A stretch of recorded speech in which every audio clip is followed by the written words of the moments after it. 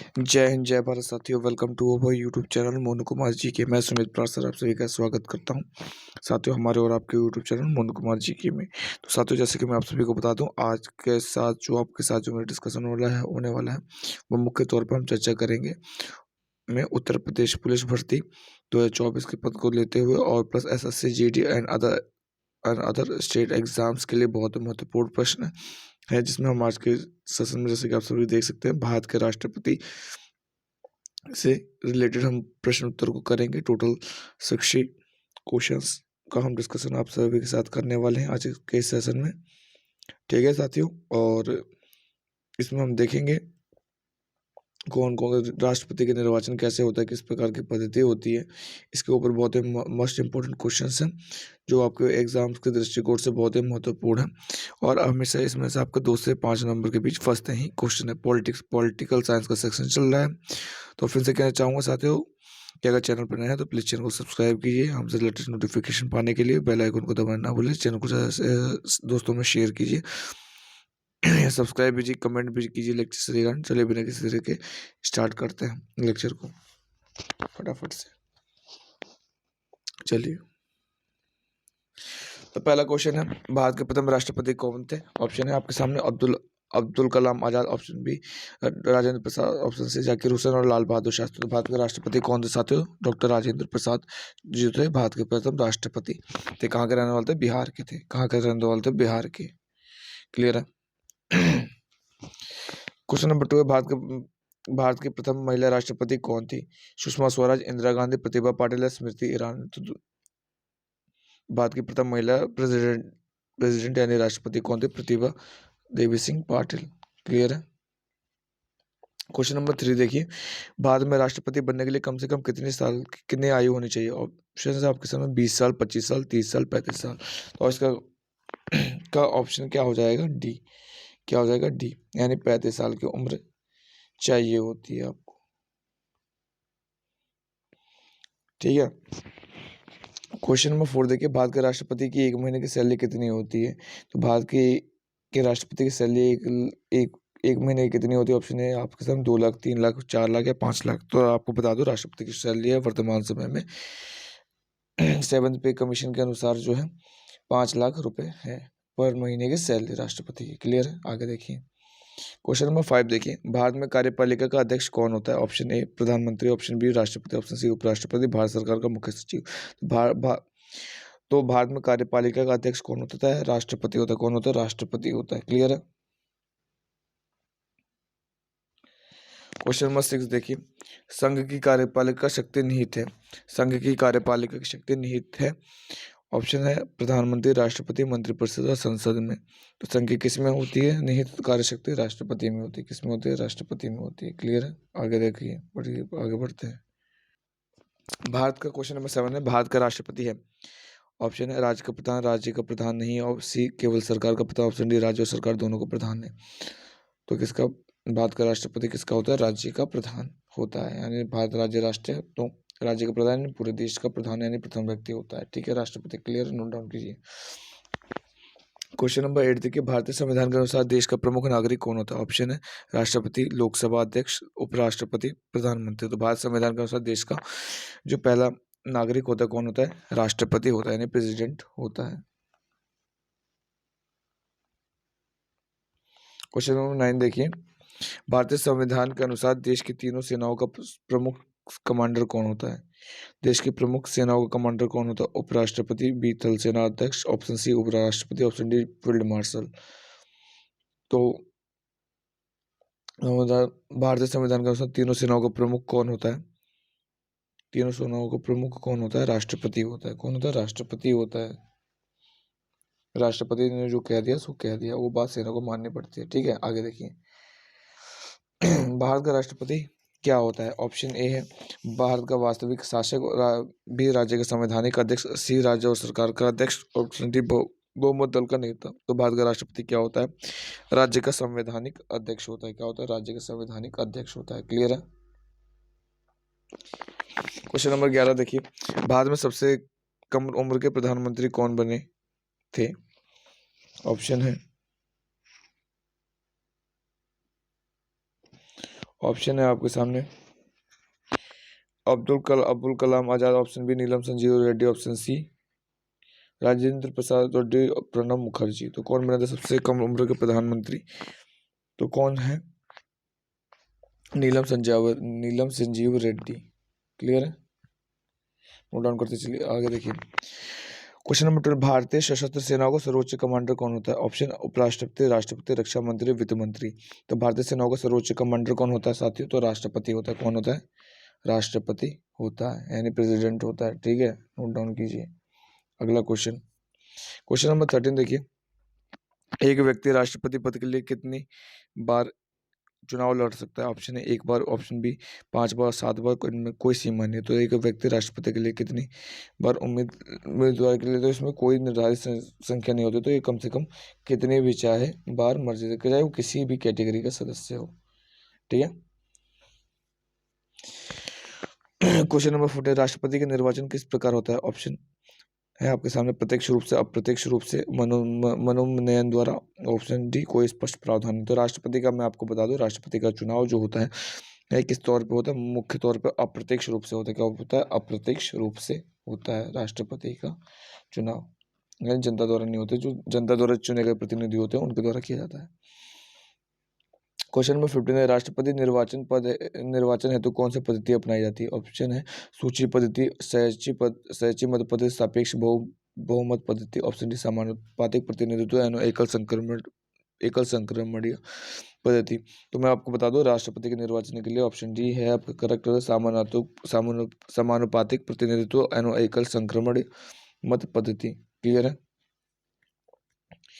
Question number 16, राष्ट्रपति पद चुनाव संबंधी विवादों को किसे निर्देशित किया जाता है? ऑप्शन संसदीय समिति, बी लोकसभा अध्यक्ष, सी निर्वाचन आयोग, और डी उच्चतम न्यायालय। तो राष्ट्रपति पद चुनाव संबंधी विवाद को किसे निर्देशित किया जाता है? तो उच्चतम न्यायालय को। किसको? उच्चतम न्यायालय को। क्लियर है। क्वेश्चन नंबर 17, भारत के चौथे राष्ट्रपति कौन थे? वीवी गिरी, सर्वपल्ली राधाकृष्णन, जाकिर हुसैन, फखरुद्दीन अली अहमद। तो भारत के चौथे राष्ट्रपति कौन थे? वीवी गिरी। क्लियर है। आगे देखिए क्वेश्चन नंबर 18, निम्न में से कौन से राष्ट्रपति पूर्व के केंद्रीय गृह मंत्री या होम मिनिस्टर के पद पर रह चुके हैं? ऑप्शन है विवेक गिरी, ज्ञानी जेल सिंह, जाकिर हुसैन और आर वेंकट रमन। तो कौन रह चुके हैं हमें भारत के गृह मंत्री के पद पर? ज्ञानी जेल सिंह। कौन है? ज्ञानी जेल सिंह। नोट डाउन कीजिए। क्वेश्चन नंबर 19 है, निम्नलिखित में से कौन से भारत के राष्ट्रपति निर्वाचित होने से पूर्व उपराष्ट्रपति कौन थे? यानी भारत के राष्ट्रपति बनने से इनमें से कौन सा वो महान व्यक्ति है जो, या शख्सियत जिसे कह सकते हैं, जो राष्ट्रपति बनने से पूर्व उपराष्ट्रपति के पद पर रहा था? तो कौन था इनमें से? सर्वपल्ली राधाकृष्णन, जाकिर हुसैन, वीवी गिरी या ज्ञानी जेल सिंह। तो कौन थे? तो मैं बता दूं, ज्ञानी जेल सिंह उपराष्ट्रपति के पद पर भी रह चुके हैं। तो नोट डाउन करते चलिए फटाफट से। क्वेश्चन नंबर 20 है, कौन राष्ट्रपति चुने जाने वाले प्रथम गैर कांग्रेसी उम्मीदवार कौन थे? कौन राष्ट्रपति चुने जाने वाले प्रथम गैर कांग्रेसी उम्मीदवार थे? Option A V V Giri, option B Neelam Sanjiva Reddy, option C Gyani Zail Singh, option D Zakir Hussain. जो कौन थे कांग्रेस उम्मीदवार कौन थे? तो कौन थे? वीवी गिरी। कौन थे? वीवी गिरी। क्लियर है, नोट डाउन कीजिए। क्वेश्चन नंबर 21 है, कौन भारत का राष्ट्रपति नहीं रहा? ऑप्शन है Sarvepalli Radhakrishna, option B Zakir Hussain, option C Gyani Zail Singh, option C Shri Rajagopalachari. तो भारत के राष्ट्रपति कौन नहीं रहे? श्री राजगोपालाचारी नहीं रहते। ये भारत के प्रथम गवर्नर जनरल थे, याद रखिएगा। क्वेश्चन नंबर 22 देखिए, भारत में किसके चुनाव में अनुपातिक प्रतिनिधित्व चुनाव प्रणाली अपनाई जाती है? राज्यसभा, ऑप्शन है बी विधानसभा परिषद सदस्य, सी उपराष्ट्रपति, ऑप्शन डी राष्ट्रपति। तो किसके सक्षम में ली जाती है? राष्ट्रपति के पास ली जाती है। क्लियर है, नोट डाउन कीजिए। आगे देखिए क्वेश्चन नंबर 23 देखिए, राष्ट्रपति पद के उम्मीदवारों को चुनाव प्रचार हेतु कितना समय लगता है?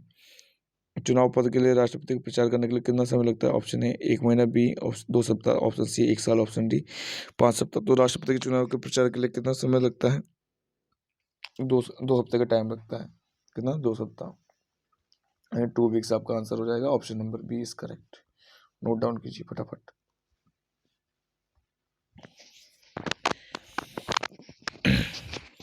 क्वेश्चन नंबर 24 देखिए, किसके द्वारा राष्ट्रपति को उसके पद से हटाया जा सकता है? ऑप्शन ए प्रधानमंत्री, लोकसभा द्वारा, मुख्य न्यायाधीश द्वारा, ऑप्शन डी संसद द्वारा। तो किसके द्वारा हटाया जा सकता है? तो आपको बता दो संसद द्वारा जो है महाभियोग की प्रक्रिया द्वारा जो है राष्ट्रपति को हटाया जा सकता है। और मैं आप सभी को एक और बता दूं, भारत के इतिहास में साथियों अभी तक कोई भी ऐसा राष्ट्रपति नहीं बना है जिसे महाभियोग के द्वारा उसके पद से हटाया गया हो। क्लियर है? नोट डाउन कर कीजिएगा, most important point. Question number 25, संविधान के उल्लंघन के लिए राष्ट्रपति के विरुद्ध अभियोग कार्यवाही किसमें शुरू की जाती है?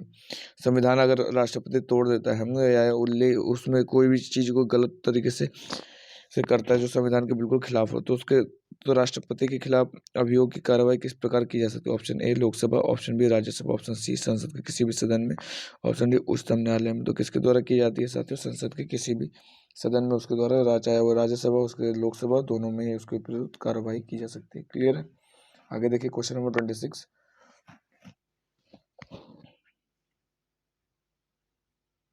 क्या राष्ट्रपति पर महाभियोग किस आधार पर लगाया जा सकता है? किस आधार पर महाभियोग की प्रक्रिया चलाएंगे अगर लगाना होगा राष्ट्रपति के ऊपर आरोप? तो ऑप्शन है किसी भी आधार पर लगा देंगे, संविधान के अतिक्रमण के आधार पर करेंगे, राज्य विधानसभा को भंग करने पर, उपराष्ट्रपति को राष्ट्रपति बनाने पर। तो मैं आप सभी को बता दूं ऑप्शन क्या है? ऑप्शन बी संविधान का अतिक्रमण यानी शोषण करने पर, संविधान का गलत तरह से सही तरीके से पालना करने पर। ठीक है, क्वेश्चन नंबर 27 देखिए, राष्ट्रपति पर महाभियोग की प्रक्रिया किस देश के संविधान से ली गई है? राष्ट्रपति महाभियोग की प्रक्रिया किस देश? ऑप्शन है आपके अमेरिका, रूस, ब्रिटेन या जापान। राष्ट्रपति पर महाभियोग की प्रक्रिया अमेरिका से ली गई। कहाँ से ली गई? अमेरिका से। नोट डाउन कीजिए फटाक से। क्वेश्चन नंबर 28 देखिए, भारतीय राष्ट्रपति को किस परिस्थिति में अपने पद से त्याग पत्र देना पड़ता है? तो भारत के राष्ट्रपति को किस ऐसी कौन सी कड़ी होती है जिसके कारण त्याग पत्र देना पड़ता है? ऑप्शन ए महाभियोग लगने पर, ऑप्शन बी रिश्वत लेने पर, ऑप्शन सी प्रधानमंत्री के कहने पर, ऑप्शन डी संसद में व्यक्तित्व ना देने पर। तो राष्ट्रपति पर त्याग पत्र रिजाइनेशन क्यों देता है? तो आपको बता दूं, तो महाभियोग लगने पर देता है, जब उसके खिलाफ तो कोई कानून तौर से संविधान को उल्लंघन करता है, तो उसे संसद के किसी भी सदन, चाहे वो राज्यसभा हो, चाहे वो उच्च सदन हो, चाहे निम्न सभा, उस अपने आप को वो सिद्ध करना पड़ेगा, दोषी साबित होता है तो उसे अपने त्याग पत्र देना पड़ता है, याद रखिएगा। क्वेश्चन नंबर 29 देखिए, कार्यकाल पूर्ण होने से पहले राष्ट्रपति को कौन उनके पद से हटा सकता है? तो काम समय से पहले होने से पहले यानी जो उनका टाइम पीरियड होने से पहले कौन उसको हटा सकता है? ऑप्शन ए प्रधानमंत्री, बी उपराष्ट्रपति, उच्चतम न्यायालय के मुख्य न्यायाधीश या संसद द्वारा महाभियोग लगाकर। तो कौन लगा सकता है? संसद द्वारा महाभियोग लगाकर इसको हटाया जा सकता है राष्ट्रपति को। क्लियर है? आगे देखिए क्वेश्चन नंबर 30, राष्ट्रपति को कौन पद और गोपनीयता की शपथ दिलाता है? ऑप्शन है आपके साथ भारत का मुख्य न्यायाधीश, प्रधानमंत्री, अटॉर्नी जनरल, ऑप्शन डी महाधिवक्ता। तो कौन भारत के राष्ट्रपति को पद की शपथ दिलाता है? भारत का मुख्य न्यायाधीश। ठीक है, सुप्रीम एससी यानी सुप्रीम कोर्ट के मुख्य न्यायाधीश। क्वेश्चन नंबर 31 देखिए, राष्ट्रपति संविधान के किस अनुच्छेद के तहत भारत के मुख्य न्यायाधीश के समक्ष शपथ ग्रहण करता है? तो राष्ट्रपति जो है भारत के जो सर्वोच्च न्यायालय या सुप्रीम कोर्ट के जो जज होते हैं उसके किस आर्टिकल के तहत? तो आपके आर्टिकल 58, आर्टिकल अनुच्छेद 66, अनुच्छेद 17, अनुच्छेद 60। किस आर्टिकल के तहत करता है? अनुच्छेद 60 के तहत करता है। क्वेश्चन नंबर 32 देखिए, यदि राष्ट्रपति त्यागपत्र देना चाहे तो वो अपना त्यागपत्र किससे संबोधित करेंगे? अगर राष्ट्रपति अगर त्यागपत्र अगर देना भी चाहेगा तो आखिर वो किसे देगा? ऑप्शन है आपके प्रधानमंत्री, उपराष्ट्रपति, लोकसभा अध्यक्ष, मुख्य न्यायाधीश। तो किसे देगा? तो अपना त्यागपत्र उपराष्ट्रपति को देगा, यानी वाइस प्रेसिडेंट होगा। आपके लिए एक क्वेश्चन है, वर्तमान में भारत के उपराष्ट्रपति यानी वाइस प्रेसिडेंट कौन है और इससे पहले वो कहाँ के राज्यपाल रहे? इसके बारे में आपको कमेंट बॉक्स में आंसर देना है। ठीक है, तो क्या हो जाएगा? ऑप्शन बी आपका यहाँ पे करेक्ट, उपराष्ट्रपति को देता है। और आपको बताना भी यही बताना है कि भारत के उपराष्ट्रपति कौन है प्रेजेंट टाइम में। ठीक है, क्वेश्चन नंबर 33 है, राष्ट्रपति के त्यागपत्र की सूचना उपराष्ट्रपति को किसको देता है? अगर राष्ट्रपति इस्तीफा दे रहे हैं तो उपराष्ट्रपति किसको बताएगा कि वो त्याग पत्र दे रहे हैं? प्रधानमंत्री, मुख्य न्यायाधीश को, लोकसभा अध्यक्ष को, या राज्यसभा के वरिष्ठतम सदस्य को? तो आप बता दो, लोकसभा के सदस्य को बताएगा। कौन? उपराष्ट्रपति। क्वेश्चन नंबर 34 है, कौन 2 बार लगातार राष्ट्रपति बने थे?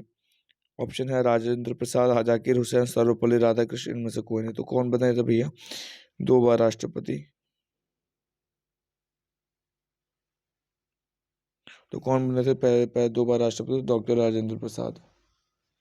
क्लियर है? आगे देखिए, क्वेश्चन नंबर 35, भारतीय संविधान का कौन सा अनुच्छेद राष्ट्रपति पद के लिए पुनर्निर्वाचन की योग्यताएं निर्धारित करता है? ऑप्शन है अनुच्छेद 52, अनुच्छेद 54, अनुच्छेद 57, अनुच्छेद 55। तो कौन सा पुनर्निर्वाचन के लिए योग्यता को निर्धारित करता है? अनुच्छेद 57, अनुच्छेद 57।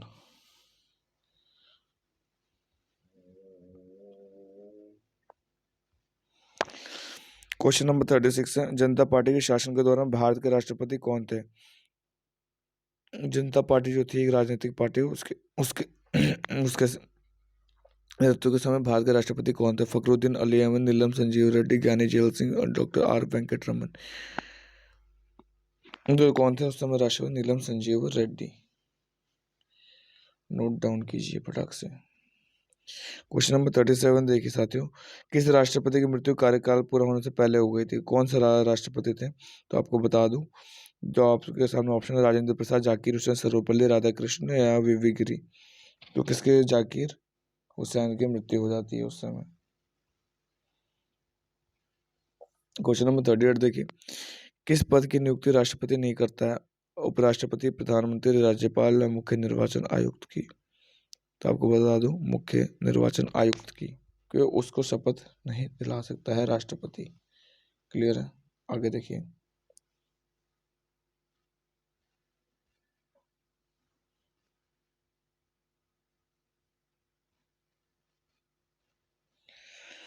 क्वेश्चन नंबर 39 देखिए, किसकी नियुक्ति राष्ट्रपति करता है? भारत का महान्यायवादी, नियंत्रक एवं महालेखा परीक्षक, एक राज्य का राज्यपाल, इनमें से सभी। तो किसकी नियुक्ति करता है? तो मैं आपको बता दूं, भारत का राष्ट्रपति, एक राष्ट्रपति, एक महान्यायवादी की भी करता है, एक नियंत्रक तो महालेखक परीक्षक की भी करता है, एक राज्य और राज्यपाल की भी करता है। तो आपका करेक्ट आंसर क्या हो जाएगा? ऑप्शन डी इज करेक्ट, इन सभी की करता है। ठीक है, आगे देखिए, क्वेश्चन नंबर 40, केंद्रीय मंत्रिमंडल के मंत्रियों की नियुक्ति कौन करता है? ऑप्शन है आपके साथ राष्ट्रपति, सेंट्रल गवर्नमेंट का होता है, कौन करता है? ऑप्शन ए राष्ट्रपति, ऑप्शन बी प्रधानमंत्री, ऑप्शन सी प्रधानमंत्री की सलाह पर राष्ट्रपति, इनमें से कोई नहीं। तो कौन करता है? प्रधानमंत्री की सलाह पर राष्ट्रपति नियुक्त करते हैं केंद्रीय मंत्रिमंडल के लिए मंत्रियों की नियुक्ति। क्वेश्चन नंबर 41 देखिए, राष्ट्रपति द्वारा संसद के दोनों सदनों के लिए कुल कितने सदस्यों को नामित किया जा सकता है? कितने सदस्यों को राष्ट्रपति खुद चुन सकता है? Option A 14, option B 16, option C 18, option D 22। तो कितने सदस्यों को किया जा सकता है साथियों? तो 14। कितने को? 14 सदस्यों को चुना जा सकता है। ठीक है, ऑप्शन ए इज करेक्ट।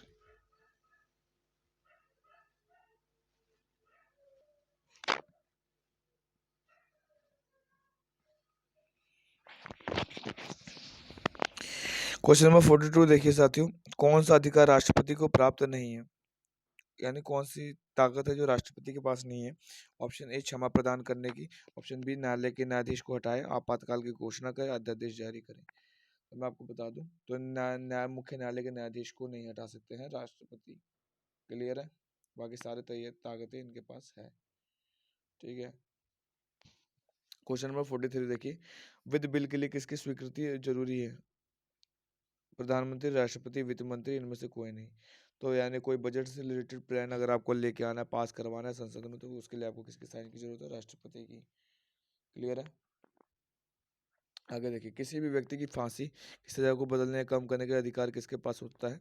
तो आपको बता दो साथियों, इसका जो आपको है राष्ट्रपति के पास होता है। क्वेश्चन नंबर 45 देखिए, किसे राष्ट्रपति नियुक्त नहीं कर सकता? वित्त आयोग, योजना आयोग, राजकीय भाषा आयोग या संघ लोक सेवा आयोग। तो किसकी नियुक्ति राष्ट्रपति किसे राष्ट्रपति नियुक्त नहीं कर सकता है? तो मैं आपको बता दूं, योजना आयोग, क्योंकि योजना आयोग के अध्यक्ष कौन है? प्रधानमंत्री होते हैं। ठीक है, क्वेश्चन नंबर 46 देखिए, कौन राष्ट्रपति की मर्जी तक कौन अपने पद पर रह सकता है? कौन राष्ट्रपति की मर्जी तक अपने पद पर रह सकता है? ऑप्शन है प्रधानमंत्री, उपराष्ट्रपति, राज्यपाल या लोकसभा अध्यक्ष। राज्य में तो राज्यपाल जो होता है, राष्ट्रपति जब तक चाहेंगे वो अपने पद पे रहेगा। क्लियर है?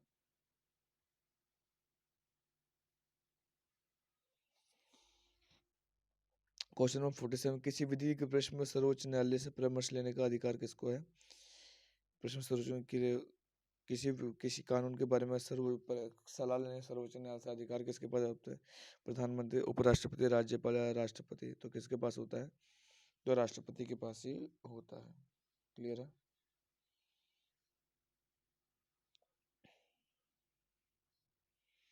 क्वेश्चन नंबर 48 देखिए, भारतीय संविधान का कौन सा अनुच्छेद राष्ट्रपति को न्यायालय से परामर्श करने की शक्ति प्रदान करता है?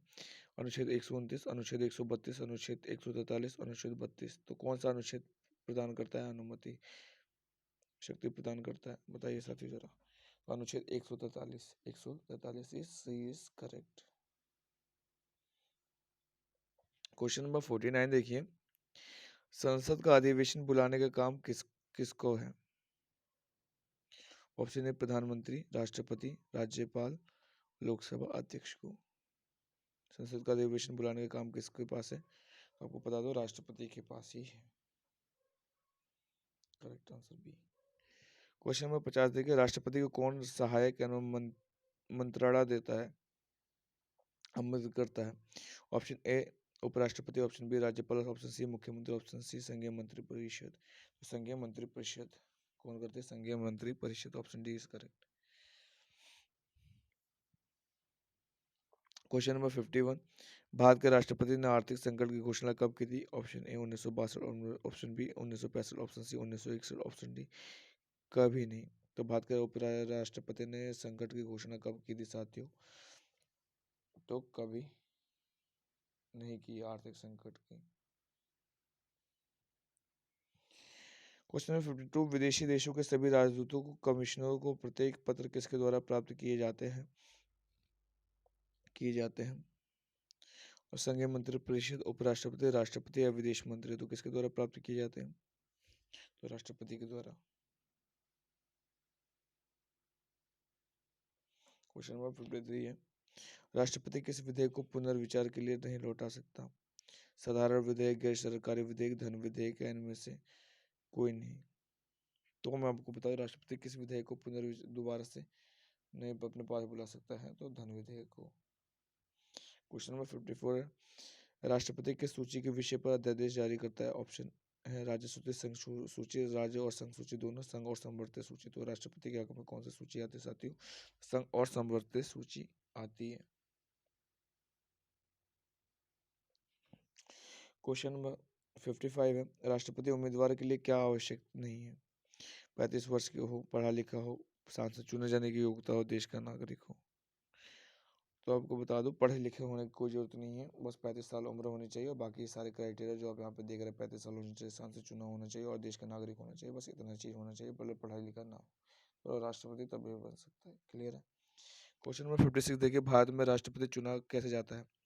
जनता के द्वारा, ऑप्शन बी संसद सदस्यों द्वारा, ऑप्शन सी राज्यसभा सदस्यों द्वारा, ऑप्शन डी निर्वाचित सांसदों और विधानसभा द्वारा। तो किसके द्वारा चुना जाता है? निर्वाचित सांसदों और विधानसभा द्वारा चुना जाता है। क्लियर है? क्वेश्चन नंबर 57 देखिए साथियों, राष्ट्रपति चुनाव में विवाद होने पर किसकी सलाह ली जाती है? और राष्ट्रपति चुनाव में अगर किसी प्रकार का दिक्कत या कठिनाई है तो किसकी सलाह ली जाती है? उपराष्ट्रपति, चुनाव आयोग, सर्वोच्च न्यायालय और लोकसभा अध्यक्ष।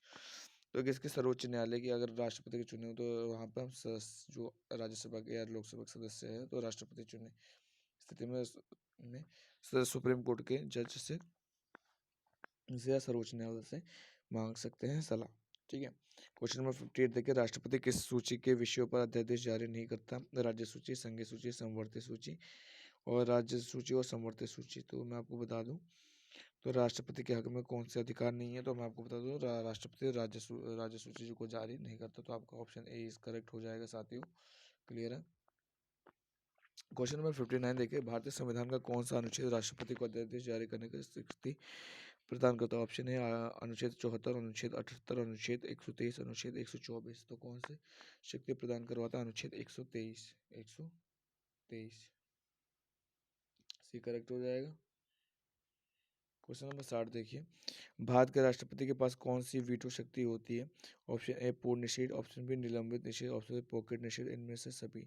आपको बता दो ये तीनों ही शक्तियां अगर राष्ट्रपति को लगता है कि अगर वो किसी भी कानून को लेकर जो हमारे देश और समाज के लिए खतरे से खाली खाली जो गलत है लगता है उसके नज़रों में, तो वो पूर्ण रूप से खारिज भी कर सकता है, निलंबित कर सकता है कुछ समय के लिए, और या फिर उसे निरस्त कर सकता है उसी समय के लिए परमानेंटली। ठीक है ना, उस पर साइन नहीं कर तो बजट पास नहीं होगा, तो फिर क्या होगा? तो ये तीनों की तीनों ताकतें जो है पूर्ण निषेध, निलंबित निषेध और पॉकेट निषेध, ये सारी चीज़ें राष्ट्रपति के हक में आते हैं। तो ऑप्शन डी आपका करेक्ट हो जाएगा साथियों। और